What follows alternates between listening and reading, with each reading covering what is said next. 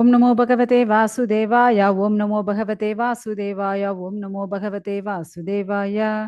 नारायणो नमस्कृत्यं नरं चैव नरोत्तमं देवीं सरस्वतीं व्यासं ततो जयउदीरनष्टप्रावशोपदर्शिनी नित्यं भागवत सेव्य भगवती उत्तमश्लोक्य भक्तिर्भवति न शुभं करोति वाचान भङ्गं लङ्गायते हिरण्यकृपातमहं वन्दे श्रीगुरुदीनतारिणं परमानन्दमाधवं श्रीचैतन्येश्वरम्। ओम ज्ञानतिमिरान्धस्य ज्ञानाग्नशलाकया चक्षुन्मीलितं येन तस्मै श्रीगुरुवे नमः। नमो ओं विष्णुपदाय कृष्ण प्रस्ताय बुदल श्रीमती जयपताक स्वामी दिनामणि नमो आचार्य बदल नित्य कृपण गौरवदाय नगर ग्रामधारी नमो विष्णुपदे कृष्ण प्रसाद श्रीमती भक्ति वेदांत स्वामी दिनामणि नमस्ते सरस्वती देवी गौरवाणी प्रचार निर्विशेष शून्यवदि भाषाति देशधारिणी जय श्री कृष्ण चैतन्य प्रभु नित्यानंद श्री अद्वैत गदाधर श्रीवासादि गौर भक्त वृंद हरे कृष्ण कृष्ण कृष्ण हरे हरे हरे राम राम राम हरे हरे हरे कृष्ण एल्लारुक्कुम नमस्कारम। श्रीमद् भागवतम 5வது ஸ்கந்தம் பார்க்க போறோம். ஸோ நம்ம வந்து இதுக்கு முன்ன என்ன பார்த்தோம் அப்படின்னுட்டு ஒரு வாட்டி பார்த்துட்டு அதுக்கப்புறம் நம்ம வந்து கிளாஸ் ஸ்டார்ட் பண்ணலாம். ரொம்ப நாள் ஆயிடுச்சு எல்லாரையும் பார்த்து. ஸோ எல்லாருக்கும் ஹரே கிருஷ்ணா, எல்லாருக்கும் ரொம்ப நமஸ்காரம் வந்ததுக்கு. ஓகே, நம்ம வந்து ஸ்ரீமத் பாகவதம் பார்த்துட்டு இருக்கோம். இதில் வந்து ஸ்வயம்புவ மனு சத்தரூபா அவங்களுக்கு வந்து 5 குழந்தைகள் அப்படின்னுட்டு பார்த்தோம். அதாவது தேவஹூதி, ஆஹூதி, பிரசூதி, உத்தானபாதன், பிரியவர்தன். ஸோ இவங்களை பற்றி எல்லாம் நம்ம வந்து முதல்லயே பார்த்தாச்சு.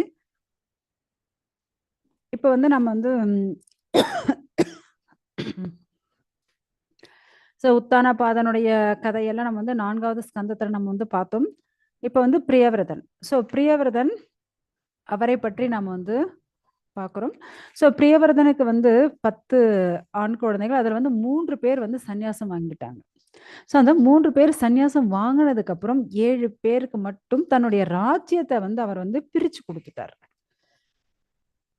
அந்த 7 பேர் யார் யாரு அப்படின்னா, அந்த 7 பேருக்கு என்னென்ன இடத்த, ஏன்னா இப்ப பாருங்க 3 பேர் சன்னியாசம் போயிட்டாங்க, மீதி 7 பேர் தான் இருக்காங்க. ஸோ என்னுடைய சொத்தை மீதி 7 பேருக்கு நான் வந்து பகிர்ந்து கொடுக்குறேன் அப்படின்னுட்டு பகிர்ந்து கொடுத்தாச்சு அவர்.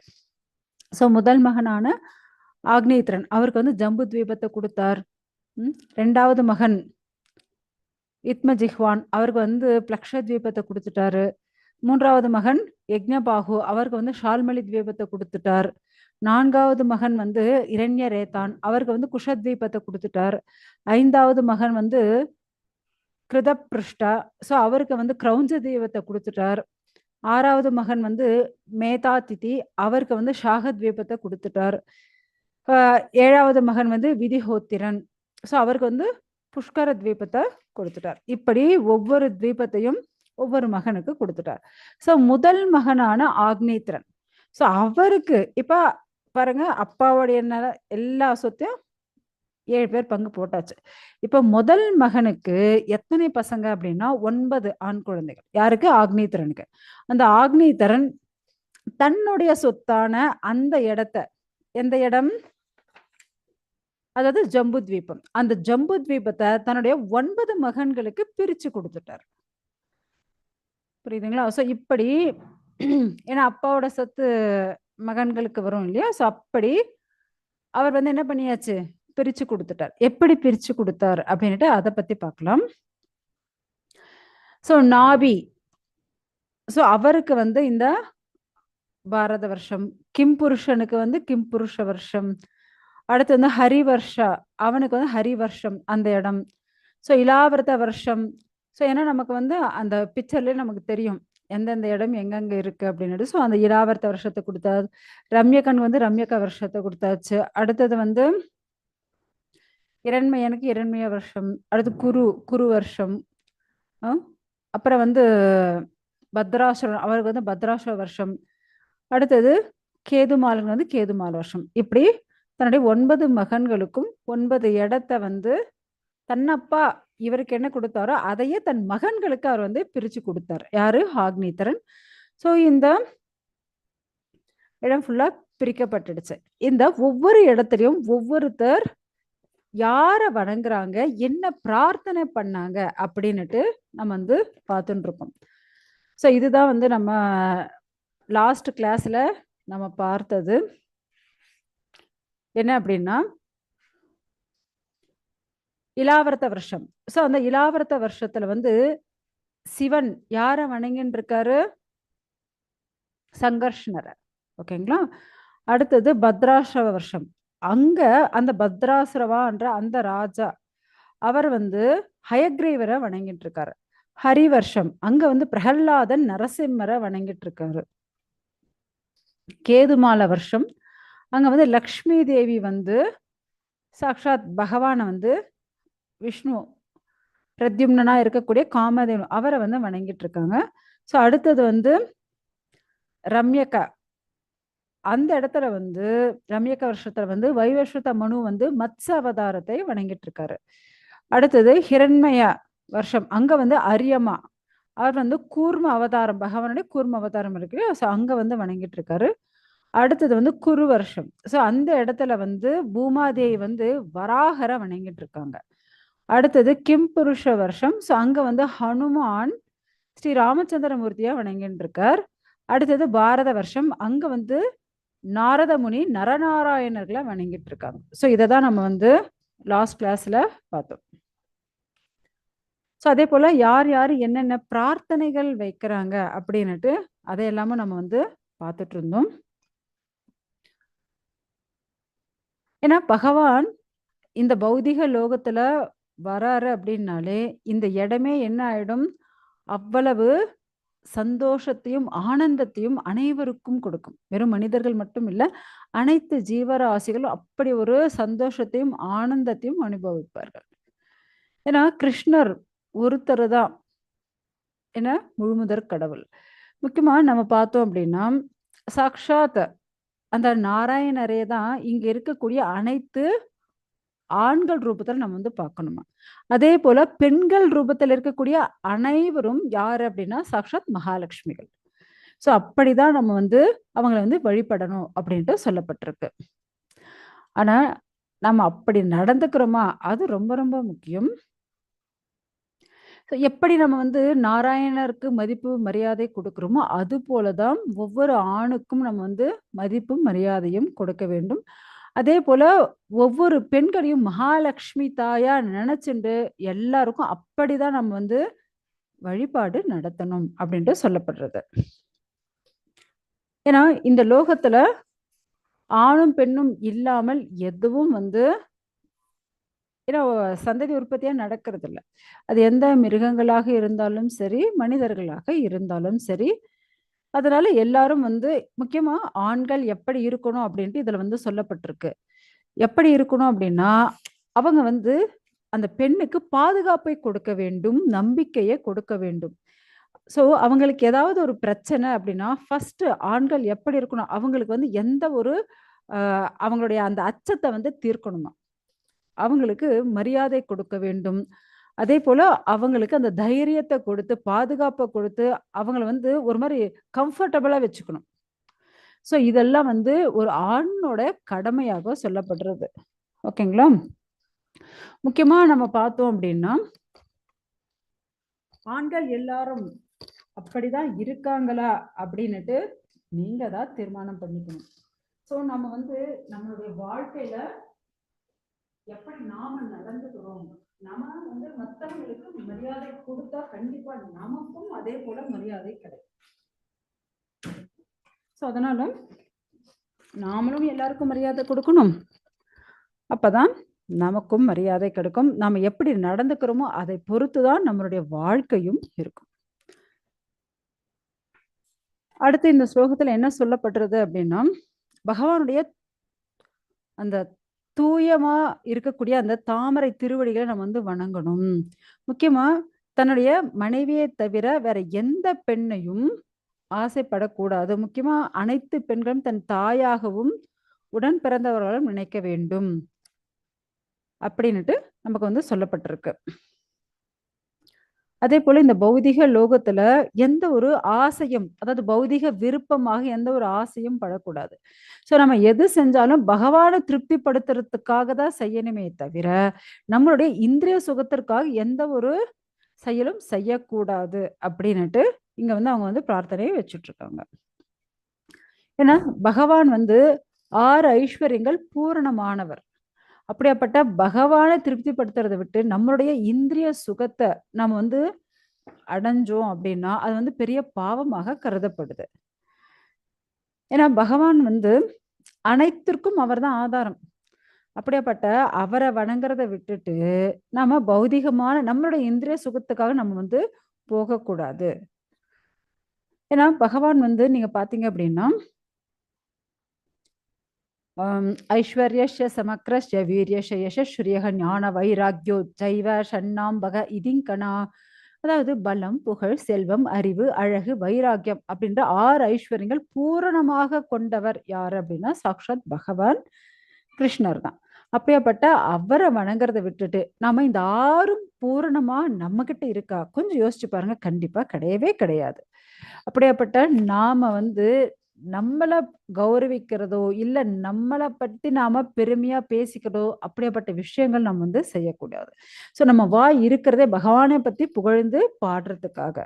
நம்ம காதுகள் இருக்கிறதே பகவானை பத்தி கேட்கறதுக்காக. ஸோ நம் கை, கால்கள் இருக்கிறதே பகவானுக்கு சேவை செய்வதற்காக.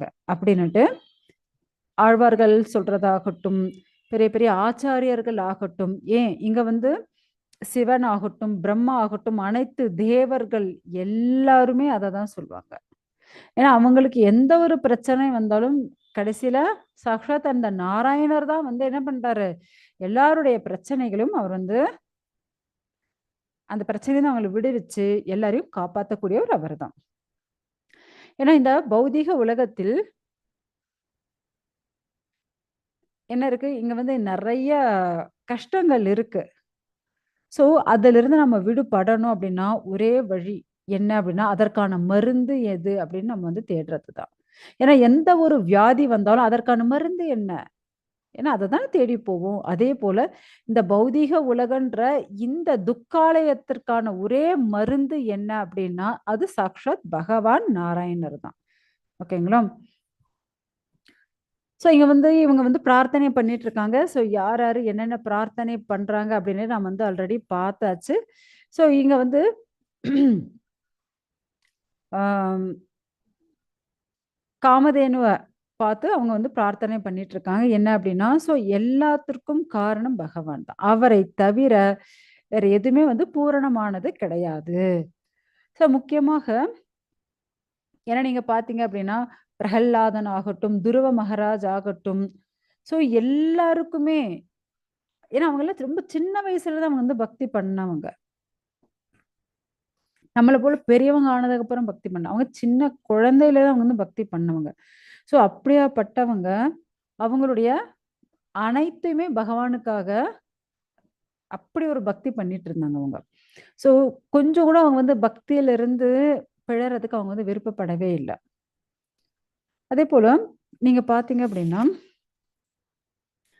இந்த பௌதீக உலகத்துல குற்றங்கள் நெறைய இருக்கு. ஸோ அதுல நாம இப்ப பாருங்க அன்னப்பறவை எடுத்துக்கோங்க. ஸோ அன்னப்பறவை நீங்க பார்த்தீங்க அப்படின்னா, நீங்க பாலும் தண்ணியும் மிக்ஸ் பண்ணி வச்சீங்க அப்படின்னா, அது பால் மட்டும் தண்ணியா குடிச்சிரும். இல்லையா? ஸோ தண்ணிய விட்டுடும். அதுபோல இந்த பௌதீக உலகத்துல நெறைய கல்மஷங்கள் இருக்கு. நெறைய கெட்ட விஷயங்கள் இருக்கு. அதுல எது சரியானது, எது நம்மளுடைய பக்திக்கு தகுந்தது அப்படின்னுட்டு அதை மட்டும் நம்ம வந்து எடுத்துக்கணுமே தவிர, இருக்கிற அனைத்தையும் எடுத்து நம்ம தலையில குப்பை தொட்டி போல போட்டுக்க கூடாது. ஓகேங்களா? ஏன்னா இந்த லோகத்தின் தலைவன் யாரு அப்படின்னா சாக்ஷாத் பகவான் நாராயணர் தான். அவருடைய கருணைய பெறது தான் இருக்கிறதுலே ரொம்ப ரொம்ப சிறந்த விஷயம். முக்கியமா அந்த பகவான் கிருஷ்ணருடைய கருணை நமக்கு கிடைக்கணும் அப்படின்னா, முக்கியமா என்ன சொல்லப்படுறது அப்படின்னா, இதுல வந்து கோபியர்கள். ஏன்னா கோபியர்களுக்கு பகவான் கிருஷ்ணருடைய கருணை அதிகமா கிடைச்சது.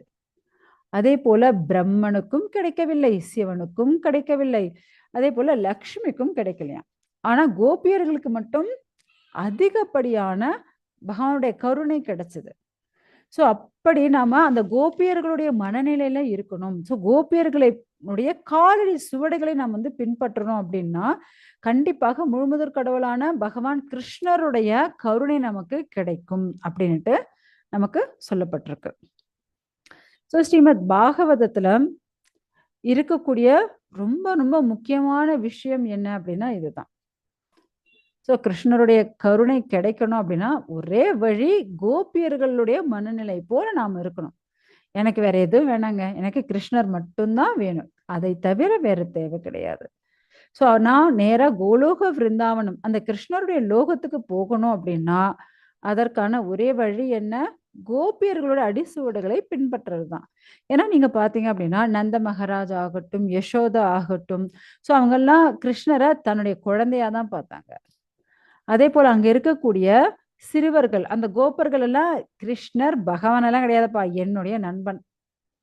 அவர் என்ன எல்லாம் காட்டினாலும் அவ்வளவு பெரிய கிரிகோவரம் எல்லாம் எடுத்தாரு, என்னென்னவோ அசுரெல்லாம் அடிச்சார், அதெல்லாம் ஆனாலும் இருந்தா இருந்துட்டு போட்டோம், ஆனாலும் அவர் என்னுடைய ஃப்ரெண்ட், அவ்வளவுதான். அப்படிதான் இருந்தாங்க. அதே போல கோபியர்கள் நீங்க பாத்தீங்க அப்படின்னா கோபியர்களை பொறுத்தவரையும் கிருஷ்ணர் வந்து அவங்களுடைய காதலர், அவ்வளவுதான். அவர் கடவுளா இருக்காரா அதை நீ வச்சுக்கோ, நீ கடவுளா நினைச்சுக்க, என்னன்னா பண்ணிக்கோ, ஆனா எங்களை பொறுத்தவரையும் கிருஷ்ணர் என்னுடைய காதலன். சோ இப்படிதான் அவங்க வந்து இருந்தாங்களே தவிர கிருஷ்ணரை வந்து பகவானா அவங்க பார்க்கவே இல்லை. எங்க கூட இருக்கக்கூடிய காதலன், அவங்க கோபர்கள்லாம் எங்களுடைய நண்பன். சோ அதே போல நந்த மகாராஜும் யசோதாவும் எங்களுடைய குழந்தை, அவ்வளவுதான். சோ இப்படி ஒரு மனநிலையில தான் அவங்க வந்து இருந்தாங்க. இப்படி சுகதேவ கோஸ்வாமி வந்து சொல்லிட்டு இருக்காரு. இந்த ரம்யக்க வருஷம் அங்க வந்து வைவஸ்வத மனு அண்ணன் இருந்தார்.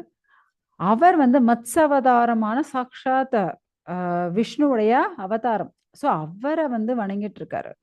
ஓம் நமோ பகவதே முக்கியதமாய நமகம் சத்வாய பிரணா யௌசஹே சஹசே பலாய மகா மத்ஸ்யாய நம இதி. அதாவது உன்னதமானவரே, முழுமுதற் கடவுளே, சோ உங்களுக்கு என்னுடைய மரியாதை கலந்த வணக்கங்களை அர்ப்பணிக்கிறேன். ஏன்னா எங்களுடைய வாழ்க்கையே நீங்க தான். ஏன்னா இங்க வந்து உடல் பலம் ஆகட்டும், மனோபலம் ஆகட்டும், புலன்களுடைய பலம் ஆகட்டும், எல்லாமே பகவானே உங்ககிட்ட இருந்து வந்ததுதான். ஏன்னா எதுவும் ஏன்னா எங்ககிட்ட நிலையா இருக்க போறது இல்லை. ஏதாவது நம்ம கிட்ட நிலையா இருக்குமா?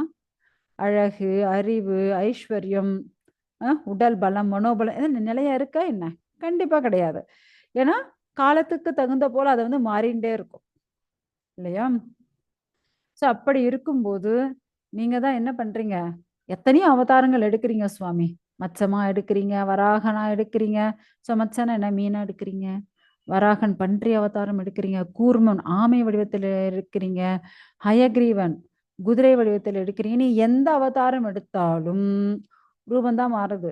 ஆனா சாக்ஷாத் பகவான் எப்படி புனிதமோ அதே போல புனிதமா தான் இருக்காரு. எப்படி வந்து இந்த பொம்மலாட்டம் பார்த்திருக்குமா அந்த காலத்துல? சோ அந்த பொம்மலாட்டக்காரங்க என்ன பண்ணுவாங்க, அந்த கயிறை கட்டின்னு அந்த பொம்மையை வந்து ஆட்டின்னு இருப்பாங்க இல்லையா? சோ அது போல பகவானை நீங்க தான் எல்லாரும் ஆட்டி படைச்சிட்டு இருக்கீங்க. நீங்க இந்த லோகத்துல பிராமணா, சத்திரியா, வைஷ்யா, சூத்ரா, சோ எத்தனையோ இருக்கு. ஆனா எல்லாத்துக்கும் தலைவர் நீங்க தான். ஆனா அது யாருக்கும் புரியறதே இல்லை. ஓ நான் பெரியவன், நான் பெரியவன் நினைக்கிறாங்க. ஆனா கண்டிப்பா யாருமே பெரியவங்க இல்ல. எல்லாருக்கும் தலைவர் நீங்க தான்.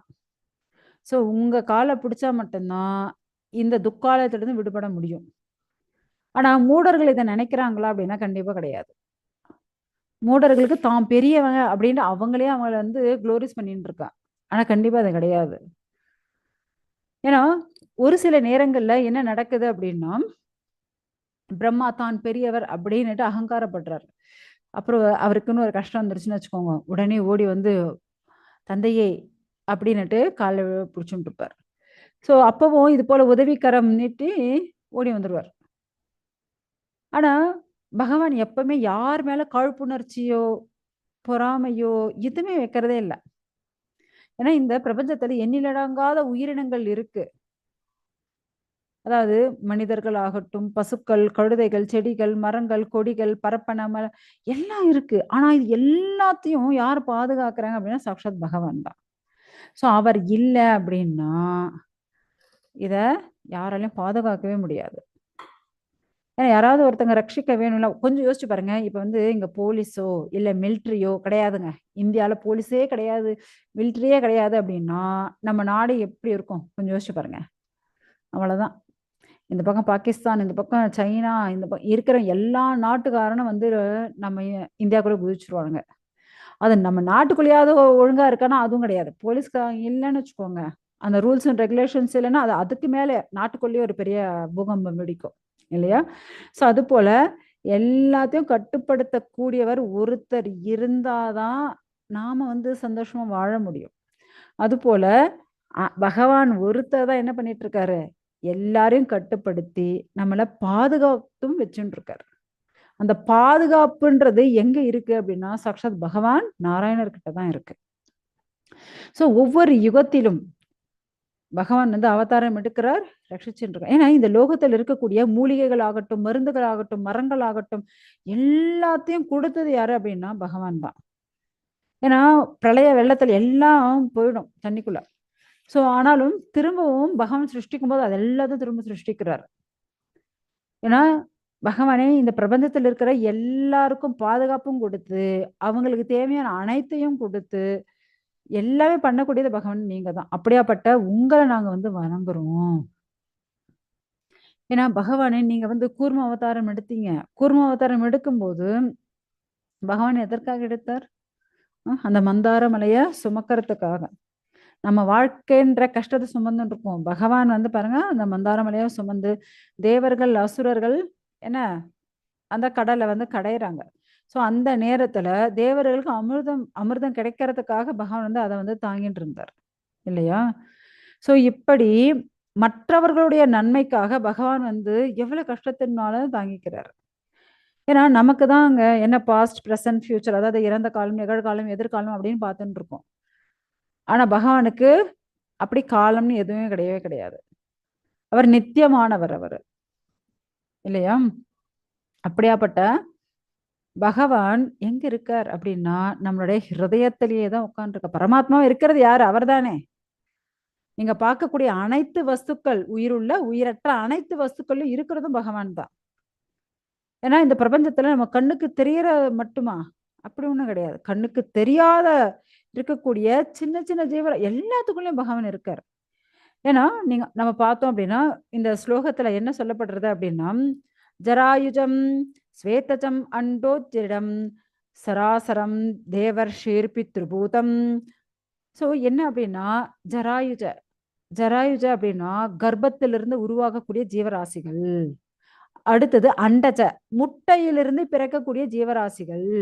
ஸ்வேதஜ வியர்வையிலிருந்து பிறக்கக்கூடிய ஜீவராசிகள். அடுத்தது உத்பீஜ விதைகளிலிருந்து பிறக்கக்கூடிய ஜீவராசி. இப்ப விதையிலிருந்து எதெல்லாம் பிறக்குது? மரம், செடி, கொடிகள்லாம் பிறக்குதா?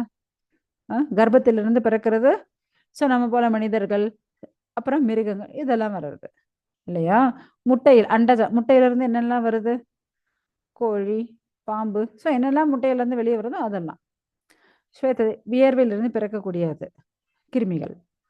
ஸோ இப்படி அனைத்துமே பகவானுடைய சிருஷ்டி தான். பகவான் இதை தான் படைச்சார், இதை படைக்கல அப்படின்னு எதுவுமே கிடையாது. பகவான் அனைத்துமே படைச்சவர்.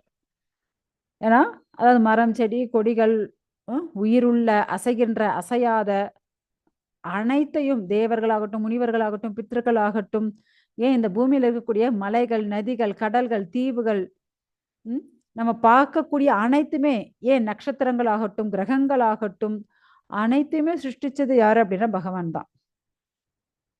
எப்படி அந்த பொம்மலாட்டக்காரன் அந்த பொம்மைய அசைச்சு எல்லாத்தையும் பார்க்கறானோ அதே போல இந்த பகவான் தான் என்ன பண்றாராம், அனைத்தையும் மாட்டி படைக்கக்கூடியவர். அதே போல இந்த பௌதிக உலகத்துல இருக்கக்கூடிய 24 தத்துவங்கள் நம்ம பார்த்தோம். அந்த 24 தத்துவங்களும் பகவானே நீங்க தான். இந்த பிரபஞ்சத்துல இருக்கக்கூடிய 24 தத்துவங்களும் நீ தான். ஏன்னா அந்த 24 மிக்ஸ் பண்ணாதான் இந்த ஒவ்வொன்னு ஒண்ணு ஜாஸ்தியா ஒண்ணு கம்மியா ஏதாவது மிக்ஸ் பண்ணாதான் டிஃப்ரெண்ட் ஐட்டம்ஸ் கிடைக்கும். ஏன்னா நீங்க வந்து கெமிக்கல் ரியாக்ஷன் பார்க்கலாம். ஸோ ஒன்னு ஜாஸ்தி ஊத்துனா அது ஒண்ணு உருவாகும், கொஞ்சம் கம்மியை ஊத்தி வேற ஒண்ணு பண்ண முடியும். அப்ப 24 வச்சுட்டு அவர் தான் டிஃப்ரெண்டா என்ன பண்ணி வச்சிருக்காரு, எல்லாத்தையும் சிருஷ்டிச்சு வச்சிருக்காரு. சோ அந்த 24 பகவானே நீங்க தான். அதே போல குரு வருஷம். சோ அங்க இருக்கக்கூடியவங்க என்ன பண்றாங்க, பகவான் எப்படி வணங்குறாங்க? அங்க வந்து வராகர பூமாதேவி வணங்கிட்டு இருக்காங்க. ஏன்னா பிரளய சமுத்திரத்துல விழுந்ததுக்கு அப்புறமா அவங்கள ரட்சிச்சது யாரு அப்படின்னா சாக்ஷாத் பகவான் தான். வராக அவதாரம் எடுத்து தூக்கிட்டு வந்தார். ஏன்னா இரண்யாக்ஷன் எடுத்துன்னு போய் கர்ப்ப சமுத்திரத்துல போட்டாச்சு. ஸோ அதுல இருந்து மீட்டு கொண்டு வந்தது யாருன்னா பகவான் தான். ஸோ அப்படி பகவான் எடுக்காத அவதாரமே கிடையாது. ஏன்னா எந்த நேரத்துல எந்த பிரச்சனை வருமோ எல்லா பிரச்சனைக்கும் உடனுக்குடன் ஓடி வந்து காப்பாற்றக்கூடியவர் அவர்தான். ஸோ பகவானே தான் யக்ஞ ரூபமா இருக்கார். அனைத்து தர்மத்தின் ரூபமாவும் இருக்கார். அனைத்துமாவும் இருக்கிறதும் பகவான் தான். இந்த பௌதிக உலகத்துல அதே போல இப்ப நீங்க பாத்தீங்க அப்படின்னா அந்த காலத்துல இப்ப பாருங்க நம்ம ஏதாவது ஒரு விளக்கேத்தனா என்ன பண்ணுவோம், மேட்ச் பாக்ஸ் யூஸ் பண்றோம் இல்லையா? ஆனா அந்த காலத்துல இப்படி மேட்ச் பாக்ஸோ லைட்ரோ இதெல்லாம் கிடையாது. அப்ப தேவர்கள், ரிஷிகள், முனிவர்கள் இவங்க எல்லாம் என்ன பண்ணிட்டு இருந்தாங்க, யாக யஜ்ஞத்துக்கு எப்படி பண்ணுவாங்க, அரணிக்கட்டை. ஸோ அந்த அரணிக்கட்டையை அப்படி உரசும் போது என்ன ஆகும், நெருப்பு வரும். அதை வச்சுதான் யாக யஜ்ஞங்கள் வந்து ஸ்டார்ட் பண்ணுவாங்க. ஸோ அப்படி ஒரு கட்டைக்குள்ள நெருப்பு இருக்கு பாத்தீங்களா? ஸோ இப்படி எல்லாத்துக்குள்ளேயும் பகவான் இருக்கார். பகவான் இல்லாத இடம்னு எதுவுமே கிடையவே கிடையாது. ஆனா நம்ம இதயபூர்வமாக பகவானை யார் ஒருத்தர் தேடுறாங்களோ அவங்க கண்ணுக்கு கண்டிப்பா பகவான் வந்து காட்சி கொடுப்பார். நமக்கு முதல்ல முழு நம்பிக்கை வேணும். ஏன்னா நான் வந்து இந்த பகவத்கீதை கிளாஸ்ல இந்த ஸ்டோரியை சொல்லிட்டு இருந்தேன். ஏன்னா ஒரு வேடன் காலையில போனா ஈவினிங் தான் திரும்ப வீட்டுக்கு வேட்டையாடிட்டு வீட்டுக்கு எடுத்துட்டு போவான். ஸோ அப்படி காலையில அவன் வேட்டையாட போறான். ஒரு 2 நாளா அங்க ஒரு ரிஷி உட்காந்துட்டு தவம் பண்ணிட்டு இருக்காரு. ஸோ அவரை வந்து கேட்கிறாரு, சுவாமி நீங்க இந்த காட்டுல நான் இப்பதான் புதுசா பாக்குறேன், நீங்க எதுக்காக இங்க வந்திருக்கீங்க அப்படின்னுட்டு. அப்ப அந்த ரிஷிக்கு போய் போய் ஒரு வேட்டைக்காரன், வேட்டையாடக்கூடிய காட்டுவாசி, இவனுக்கு போய் நாம என்னத்த சொல்றது அப்படின்னுட்டு கொஞ்சம் அசௌகரியமா நினைச்சுட்டார். அப்படி நினைச்சிட்டு அவர் என்ன பண்றாரு, ஒண்ணும் இல்லப்பா நான் வந்து ஒரு மிருகத்தை தேடி வந்தேன். என்ன மிருகமா? ஆமா அப்ப மிருகம்தான். என்ன மிருகம்? அட சாமி நீங்க என்ன சொல்றீங்க, உங்களுக்கு என்ன மிருகம் வேணும்னு சொல்லுங்க, ஏன்னா நான் பிறந்து வளர்ந்ததெல்லாம் இந்த காட்டுல தான், உங்களுக்கு என்ன வேணும்னு சொல்லுங்க, நான் வந்து உடனே அதை வந்து புடிச்சுட்டு வந்துடுறேன் அப்படின்னுட்டு. அவர் வந்து சிரிக்கிறாரு. ஏன் சாமியை சிரிக்கிறீங்க அப்படின்னு கேட்கிறார். இது வந்து ரொம்ப அப்பாவியா கேட்கிறார். யாரு, அந்த காட்டுவாசி வந்து இவர் ரொம்ப அப்பாவியா கேட்கிறாரு. சுவாமி ஏன் சாமியை சிரிக்கிறீங்க? இல்லப்பா நான் வந்து அந்த மிருகத்தை சொன்னேன்னு வச்சுக்கோயேன், அது வந்து நீ பார்த்தே இருக்க மாட்டேன். என்ன சாமியை சொல்றீங்க, நான் வந்து இந்த காட்டுலயே தான் பிறந்து வளர்ந்தேன், நான் பார்க்காத மிருகமா அப்படிங்கிறோம். சரிப்பா நான் சொல்றேன், உடம்பெல்லாம் மனுஷனை போல இருக்கும். சரி, தலை மட்டும் சிங்கத்தை போல இருக்கு. என்ன, இப்படி ஒரு மிருகம் இருக்கா என்ன அப்படிங்கிறோம். ஆமாப்பா இப்படி ஒரு மிருகம் தான் இருக்கு, நான் அந்த மிருகத்தை தேடிதான் இங்க வந்து 2 நாளா உட்கார்ந்துட்டு இருக்கேன் அப்படின்னு. அட சாமி இப்படி ஒரு மிருகம் நான் பார்த்ததே இல்லையே, அதுக்குதான் நான் வந்து உங்ககிட்ட சொல்ல மாட்டேன்னு, நீ தானே சொல்லு சொல்லுன்னு கேட்ட, அதனாலதான் சொன்னேன். சரி சாமி, இப்ப காலையில 6 மணி ஆயிடுச்சு, சூரிய அஸ்தமனத்துக்குள்ள நான் அந்த மிருகத்தை எப்படியாவது தேடி கண்டுபிடிச்சு கூட்டிட்டு வரேன் அப்படின்னுட்டு அவன் ஓட ஆரம்பிச்சான். தேடுறான். அதாவது அவ்வளோ பெரிய காடு, மலைகள், ஸோ எல்லா இடத்துலயும் தேடுறான். அப்படியே பெரிய பெரிய மரங்கள் மேல நின்னுட்டு அந்த உச்சியில இருந்து பாக்குறான், எங்கேயாவது இப்படி ஒரு மிருகத்தை நம்ம பார்த்தோமா அப்படின்னுட்டு.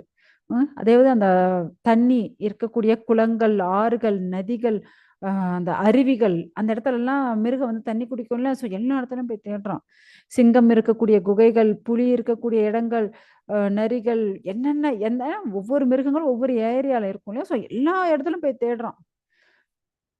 எங்கேயும் கிடைக்கல. அவனுக்கு ஒரு நிமிஷம் வந்து நிக்கவே இல்லை. 6 மணிக்கு ஓட ஆரம்பிச்சவன் ஈவினிங் 6 மணி ஆயிடுச்சு. ஓடுறான் ஓடுறான் ஓடுறான் ஓடிட்டே இருக்கான்.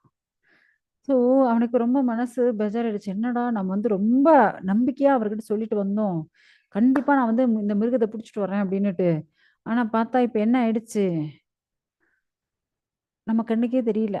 ஐய அப்படி ஒரு மிருகம் இருக்கான்னு நமக்கே தெரியல. அவர் வேற நம்பிக்கையை வேற கொடுத்துட்டு வந்துட்டோம். ச்சே, நம்ம சும்மாவாவது இருந்திருக்கலாம், இப்படி ஒரு நம்பிக்கை வாக்க வேற கொடுத்துட்டோமே அப்படின்னு அவனுக்கு ரொம்ப மன கஷ்டமாயிடுச்சு. பாருங்க இந்த காலையில இருந்து ஈவினிங் 6 மணி வரையும் அவன் சாப்பிடல, ரெஸ்ட் எடுக்கல, தண்ணி குடிக்கல, ஒண்ணுமே பண்ண, ஒரு இடத்துல கூட நிக்கல, ஓடிட்டே இருக்கான், தேடிட்டு ஓடிட்டே இருக்கான். ஸோ அவ்வளோதான். இப்போ 6:00 ஆயிடுச்சு. உடனே அந்த மலை உச்சிக்கு வந்தாச்சு. ஓகே. அவருக்கு வாக்குறுதி குடுத்துட்டு நம்ம வந்து காப்பாத்த முடியல. நம்ம வந்து இருந்து என்ன பிரயோஜனம்? ஆத்மஹத்தியம் பண்ணிக்கலாம். அப்படின்னு அந்த மலையிலிருந்து குதிக்கலான்னு அப்படி குதிக்கும்போது, அவன் கைய யாரோ புடிச்சாங்க. "இது யாருடா இது? இந்த காட்டுக்குள்ள, இந்த மலை மேல யாராலும் ஏறவே முடியாது. இந்த மலை மேல நம்ம கைய பிடிச்சது யாருன்னு?" திரும்பி பார்க்குறோம். திரும்பி பார்த்தா, அவர் சொன்னது போலயே மனித உடம்பு, சிங்க தல. பார்த்தோனே ஆச்சரியப்பட்டுட்டான். ஆஹா! நம்ம வந்து அந்த மிருகத்த பார்த்துட்டோம். அப்படின்னு ரொம்ப சந்தோஷப்பட்டான். "ஏய்! என்ன அற்புதமான மிருகமா இருக்கு. நான் இத்தன வருஷமா காட்டுல இருக்கேன். நான் பார்த்ததே இல்லையேப்பா" அப்படின்னுட்டு. அந்த சிம்மம் பேச ஆரம்பிக்குது. நான் விசித்திரமான மிருகம். உன் கண்ணுக்கெல்லாம் தெரியவேனா என்ன?" அப்படிங்குது. ஐயய்யோ!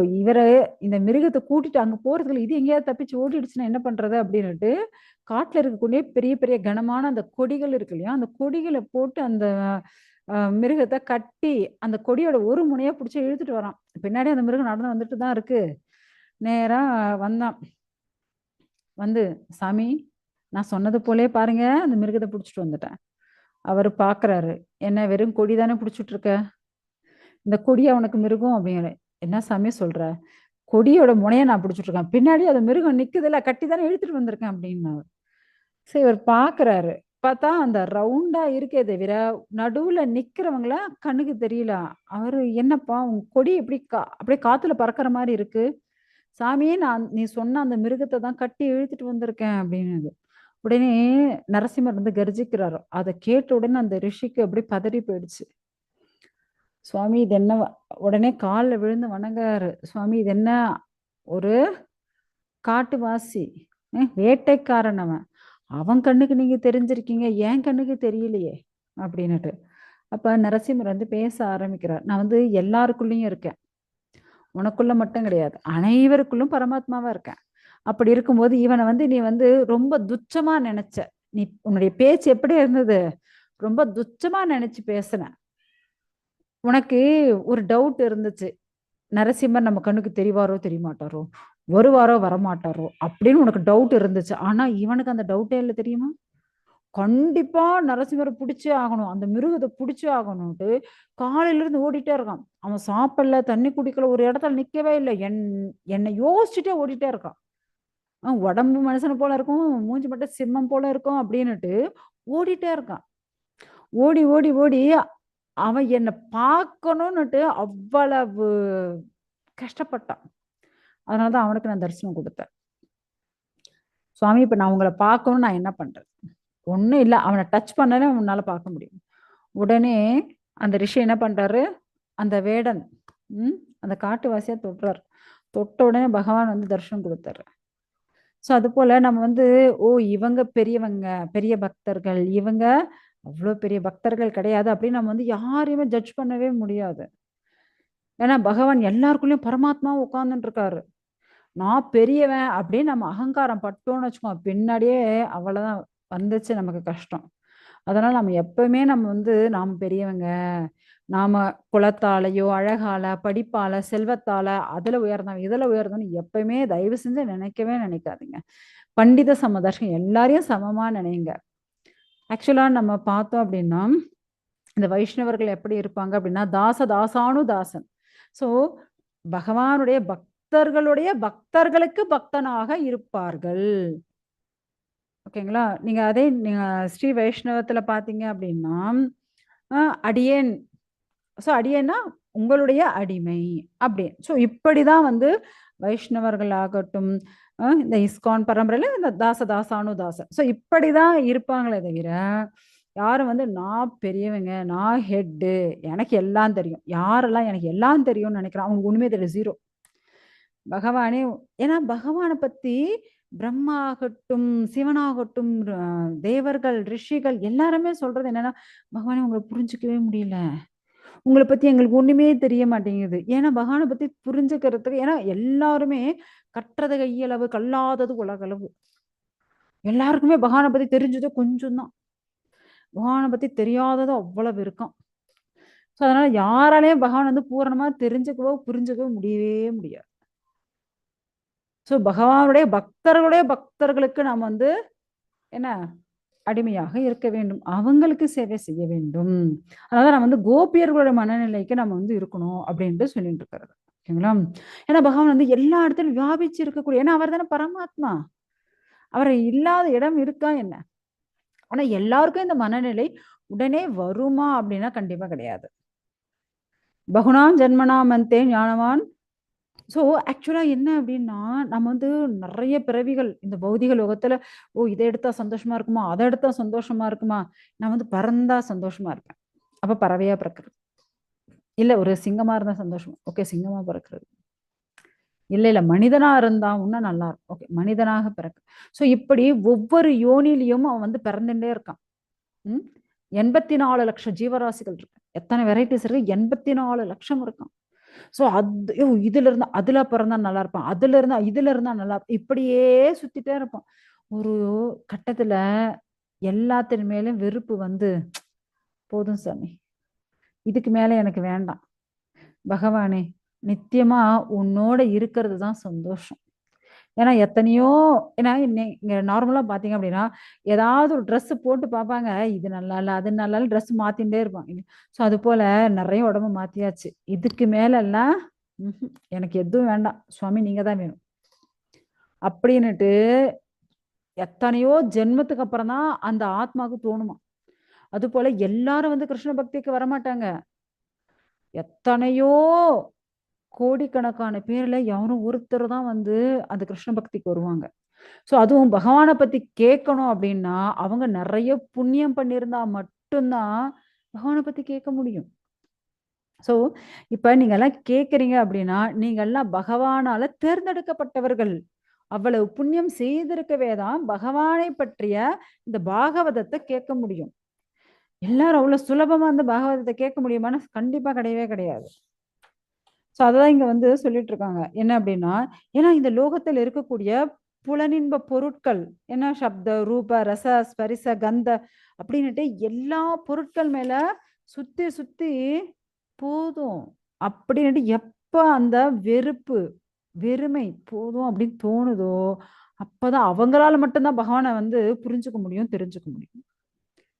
எல்லாரும் இல்லைன்னா பௌதிக அந்த பற்றுதல், ஓ இந்த பூஜை பண்ணா அது கிடைக்கும், இவரை பிடிச்சா இந்த தேவரை பிடிச்சா அதை கொடுப்பாரு, இவரை பிடிச்சா இதை கொடுப்பார் அப்படின்ட்டு அவங்க பின்னாடிதான் போயிட்டு இருப்பாங்க. ஏன்னா இந்த மொத்த லோகத்தையே சிருஷ்டி ஸ்திதி லய, படைத்தல் காத்தல் அழித்தல் அப்படின்னுட்டு எல்லாத்தையும் பண்ணக்கூடியது பகவான் தான்.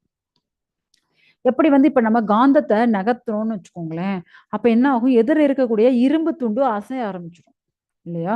நம்ம காந்தத்தை எப்படி நகர்த்துறோம் அதுக்கு தகுந்த போல இரும்பும் அசையும். அது போல இந்த அனைத்திற்குள்ளேயும் இருக்கக்கூடியவர் யார் அப்படின்னா பகவான் தான். ஏன்னா பரமாத்மா இருக்கிறது அவர் தானே. சோ அவர் எப்படி அசைகிறாரோ அதன் பிரகாரம் நாம் அசைஞ்சுட்டு இருக்கோம். சோ நம்ம செய்யக்கூடிய அனைத்து செயல்களையும் பகவானுக்காக செய்யுங்களேன். அப்ப நம்ம இந்த பிரபஞ்சத்துல இருந்து கண்டிப்பா விடுபட்டு நம்மளுடைய பகவானுடைய லோகத்துக்கு போக முடியும். ஏன்னா எத்தனையோ அசுரர்கள் வந்தாங்க. அசுரர்கள் வந்து எவ்வளவு கொடுமைப்படுத்திட்டு இருந்தாங்க. ஆனா எல்லாரும் நிலையா இருந்தாங்களா என்ன? கிடையாது. பகவான் ஒரு க்ஷணத்துல என்ன பண்ணியாச்சு, ஏன்னா இரண்யாக்ஷன் வந்தான். இவ்வளவு பெரிய பூமியை தூக்கி தண்ணியில போட்டாச்சு. ஒரு க்ஷணத்துல பகவான் வந்தார், அவனை கொண்டு முடிச்சாச்சு. சோ இந்த பூமாதேவிய எப்படி ஒரு யானை ஒரு தாமரைப்பூ எடுக்கிறதுக்கு வலிக்குமா என்ன? எடுக்கு, ரொம்ப ஈஸி, வலிக்காது அதுக்கு. அது போல பகவான் என்ன பண்ணாரு, ஒரு தாமரைப்பூ எடுத்துட்டு வர மாதிரி இந்த பூமாதேவி தூக்கிட்டு வந்தார். பாருங்க எவ்வளவு ஈஸியா தூக்கிட்டு வந்துட்டாரு இல்லையா? அது போல பகவான் வந்து அனைத்து லீலைகளையும் செஞ்சுட்டே தான் இருக்காரு. யாருக்காக? நமக்காக. அட்லீஸ்ட் இந்த லீலையெல்லாவது கேட்டு இல்ல படிச்சு அப்படியாவது என் மேல பக்தி வரட்டுமே அப்படின்னு பகவான் வந்து பண்ணிட்டு தான் இருக்காரு. அதே போல நீங்க பாத்தீங்க அப்படின்னா கிம்புருஷ வருஷம், சோ அந்த இடத்துல யாரு? ஹனுமான் யார வணங்கிட்டு இருக்காரு? ராமரை வணங்கிட்டு இருக்காரு இல்லையா? சாக்ஷாத் சீதா தேவியினுடைய கணவர் ஸ்ரீ ராமச்சந்திரமூர்த்தியை வணங்கிட்டு இருக்காரு. ஸ்ரீ ராமச்சந்திரமூர்த்தி யாரு அப்படின்னா நம்ம வந்து ஸ்டார்டிங் பாகவதத்துல பார்த்திருக்கோம். அதாவது என்ன அப்படின்னா கிருஷ்ணர், கிருஷ்ணருடைய விரிவங்கம் யாரு? பலராமர். அவருடைய விரிவங்கம் யாரு? வாசுதேவ, சங்கர்ஷ்ண, பிரத்யும்ன, அனிருத்த. முதல் சத்துர் வியூகங்கள். சரிங்களா? சோ அவங்க தான் என்னவா வந்து பிறந்தது? ராமன், லக்ஷ்மணன், பரதன், சத்ருகுணனாக வந்து பிறந்தார்கள். முக்கியமா நீங்க அந்த வாசுதேவன் யாரும் சாக்ஷாத் ஸ்ரீ ராமச்சந்திரமூர்த்தி. சோ அந்த சங்கர்ஷன் அவர் தான் சேஷன். பிரத்யும்னன் அவர் தான் சக்கரம். அடுத்தது அனிருத்தன் அவர் தான் சங்கு. ஸோ இதெல்லாம் நம்ம வந்து பத்ம புராணத்துல பார்க்கலாம். ஓகேங்களா? ஸோ இப்படி அனைத்துமாக இருக்கக்கூடியது யார் அப்படின்னா பகவான் தான். இப்பவும் நீங்க பாத்தீங்க அப்படின்னா கந்தர்வ லோகத்துல அனைத்து கந்தர்வர்கள் யார பத்தி பாடிட்டு இருக்காங்க அப்படின்னா எப்பவுமே ஸ்ரீ ராமச்சந்திரமூர்த்தியை பத்தி தான் பாடிட்டு இருப்பாங்க. சோ ராமனுடைய நாமம் அவ்வளவு சிரேஷ்டமானது. ஏன்னா நமக்கு இந்த பாகவதத்துல சொல்லப்படுறது ஓம் நமோ பகவதே உத்தம ஸ்லோகாய நமக ஆரிய லக்ஷண சீல. பாருங்க, ஆரிய லக்ஷண சீலனா பகவான். சிறந்ததிலும் சிறந்த அனைத்து லட்சணங்கள் கொண்டவர் யாரு அப்படின்னா ஸ்ரீ ராமச்சந்திரமூர்த்தி. ஏன்னா பகவான் எத்தனையோ அவதாரம் எடுத்திருக்கார். அதுல ராமச்சந்திரமூர்த்தி எப்படி மனிதன் நடக்கணும், முக்கியமா இந்த ராவணன் வந்து வரம் கேட்டாங்க இல்லையா? சோ ராவணன் வரம் கேட்கும்போது நான் இதனால இறக்கக்கூடாது, அதனால இறக்க, அதாவது தேவர்களால அசுரர்களால இப்படின்னு எல்லாத்தால வரம் கேட்டார். கடைசியில மனிதனால் இறக்கக்கூடாது, அதாவது மனிதனால் மரணம் ஏற்படக்கூடாது அப்படின்ற அந்த ஒரு வேர்டை மட்டும் விட்டுட்டார். ஏன்னா ராவணனை பொறுத்தவரையும் மனிதன்றவன் ஒரு சின்ன எறும்பு போல.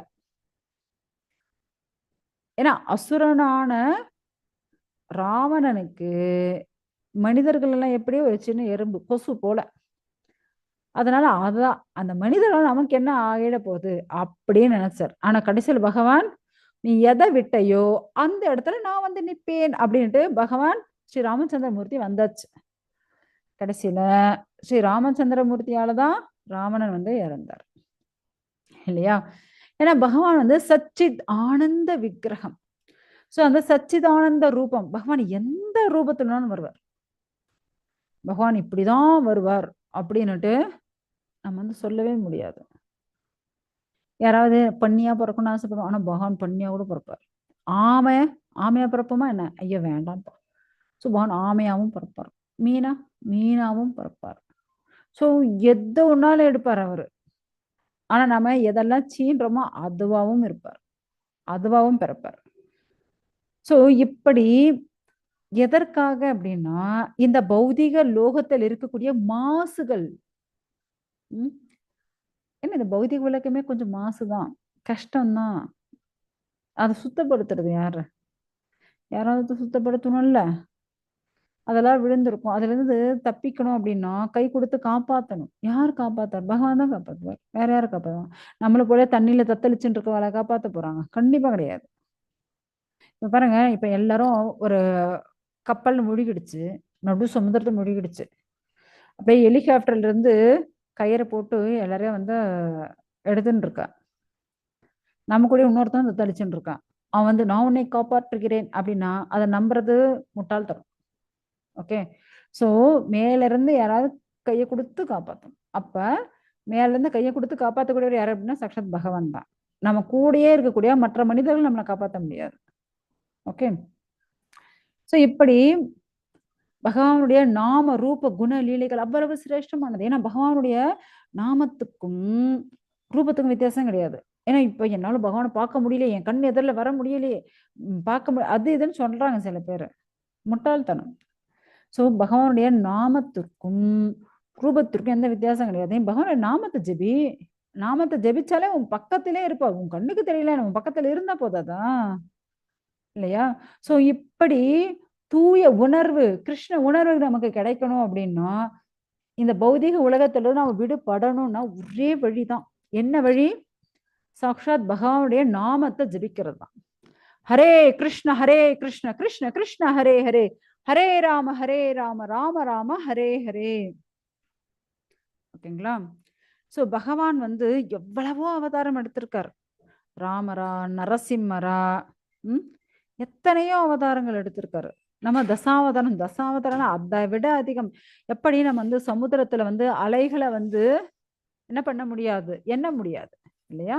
ஸோ அதே போல பகவானுடைய அவதாரங்களையும் எண்ணவே முடியாது. அவ்வளவு அவதாரங்கள் எடுத்திருக்கார். ஸோ இத்தனை அவதாரங்களுக்கும் மூல அவதாரம் தான் யார் அப்படின்னா சாக்ஷாத் பகவான் ஸ்ரீ கிருஷ்ணர். ஓகேங்களா? ஸோ அப்படியாப்பட்ட அந்த கிருஷ்ணரை வழிபடுறது ரொம்ப ரொம்ப சிரேஷ்டமானது. நம்ம வந்து ராவணனை போல இருக்கக்கூடாது. எப்படி இருக்கும்? பக்தனாக இருக்க வேண்டும். ஏன்னா சில பேர் என்ன பண்ணுவாங்க, எனக்கு லக்ஷ்மி இருந்தா போதுங்க. பணம் இருந்தா போதும். ஸோ பணம் வர்றதுக்கு என்னென்ன தேவையோ அந்த வழிய பார்க்கலாம் அப்படின்வாங்க. சில பேரு எனக்கு பலம் இருந்தா போதும். பலம் இருந்தா மட்டும் புத்தி வந்துருமா என்ன? அதுவும் வரப்போறதில்ல. ஏன்னா எதுவுமே நம்ம இந்த உலகத்துல நிலையா இருக்க போறதில்ல. அப்படி இருக்கும்போது நிலையான ஒண்ணே ஒண்ணு என்ன அப்படின்னா, நம்மளுடைய பக்தி மட்டும்தான். ஸோ நம்ம பக்தியின் மூலியமாக நம்மளுடைய வாழ்க்கையை மேம்படுத்திக்க முடியும். ஸோ திரும்ப இந்த பௌதீக உலகத்துல பிறந்து, கஷ்டப்பட்டு வாழணுமா என்ன? வேண்டாமே. எல்லாரும் நம்ம வந்து பகவானுடைய லோகத்துக்கு போய் அங்க ஆனந்தமா இருக்கலாம். யாருக்கெல்லாம் நம்ம சின்ன வயசுல ஸ்கூல் படிக்கிற அந்த ஏஜ்ல நம்ம குழந்தைகளோட, நம்ம ஃப்ரெண்ட்ஸுங்களோட விளையாடுறது எவ்வளோ ஆனந்தத்த குடுத்துச்சு. இல்லையா? அதே இப்ப ஒரு வயசுக்கு மேல நமக்கு காம, குரோத, மோக, மதம், ஆச்சரியங்கள்லாம் வந்துருச்சு. சொல்லுங்க. அதாவது சின்ன வயசுல நமக்கு வந்து சுகதுக்கம் தெரியாது.